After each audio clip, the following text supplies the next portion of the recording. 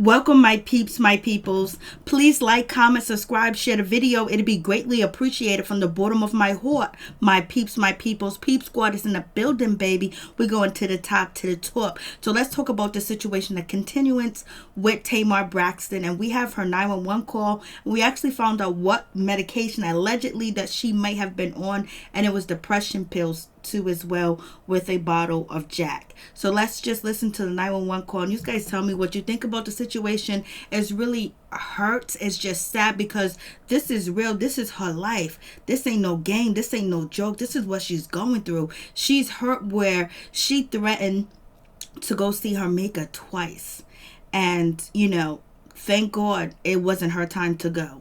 So let's listen to this call. Fire Department, Operator 148. What's the address of the emergency? And what's the emergency? My girlfriend is not responding. Are you with her right now?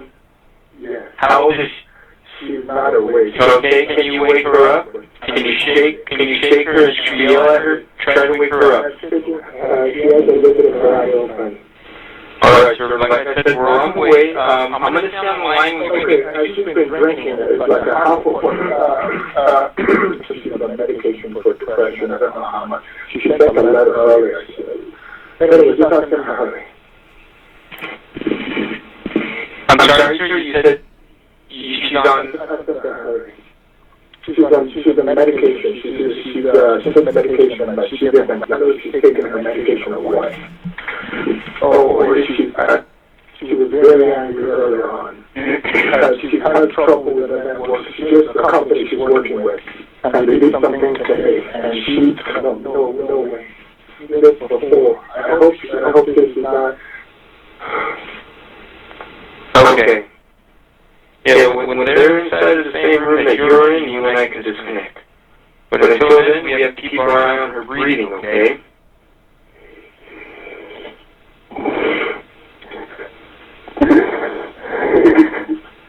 Okay, sir.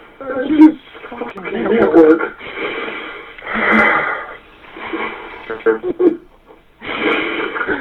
Well, she needs help, sir.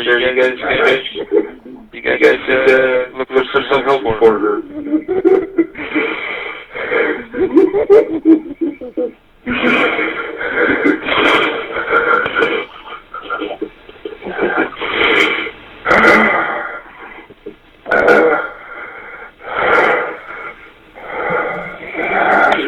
And then come to this.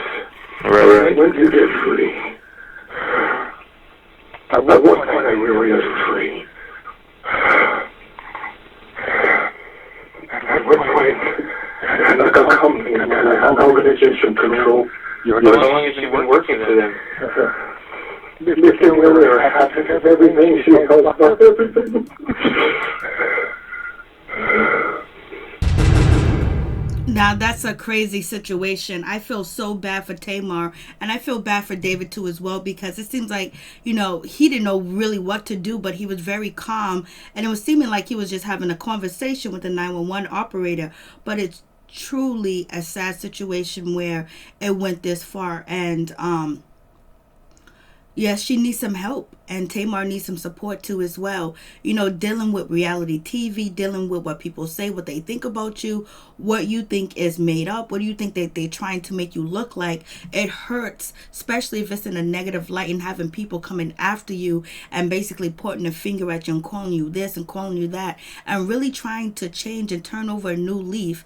It's very difficult, but when you get into bed with the devil more than once, he's usually going to be the same. But sometimes, you hope and you pray that, this situation will be different. So I think the new show, Tamar, Get Your Life, she probably thought it was going to be different. She would have some type of control. It would be in her favor because now she is a star and things like that. And it wasn't in her favor. All they did was embarrass her and make her look bad and make her family look bad too as well. And she's also saying that she feels like Wetv broke up her family, separated her family, pushed them apart. And she also feels that she was betrayed and hurt by Wetv too as well, trying to bring up a deep, dark secret that happened to her as a child repeatedly through a family member. And, she had to go and expose the story herself to Wendy Williams to basically let the people know that, so it won't be a shock and a surprise. And she had to open up. I don't know how Wetv found out the information, but sometimes when you are an entertainer, there are people from your past, people that do know you. There is people that will sell your information. They don't care who you are. They don't care about your feelings. They don't care about none of that, because they're looking at the big picture. They're looking at their paycheck. They're trying to eat too, and they're going to eat off your plate if you let them. And so with this situation with Wetv, it's the same old story that we hear all the time, that, African Americans and foundational blacks and ADOS complain about the mistreatment, the lack of pay that they receive, and they have high rating shows, and they're basically have the network ratings go up and go up, but yet they get paid less. And then Tamar feels that being a woman, being a foundational black woman too as well, and working with Wetv and working with these networks, that they don't treat her like she's supposed to be treated. And she feels like, that they took control over her life. And you even hear David saying like, when is this supposed to be over? How can I get away with this? They really did this to her. She's hurting, something. She was really angry. She was really upset early in the day. And, basically she needed to have somebody watch over her. She did reach out and she did talk to Nene Leakes before she actually went on with the act that she did that ended her in the hospital. So it's just really hurtful and sad to see this, because this is on a scale of entertainment, but there's a lot of different places that we all work at, and we feel like we're not getting the right pay for the job that we do, and we feel like there's other people that are getting paid more than us. And there's a reason for that, and the reason why the employer pays the other people more is because of the way they feel about us and what they think that they can do to us, because what has went on in history, in our history, here in United States of America, where we originated. So it's really a really hurtful situation, and I hope David gets some help too as well. He was like, please don't tell me please don't tell me it's the S. Please don't tell me it's the S, because he's of God. He don't believe in that. Christian and Catholic people and Baptists and all that don't believe in the S. They don't believe you choosing to go see whoever made you. You know what I mean? So, going to see your maker. So that's a situation too as well.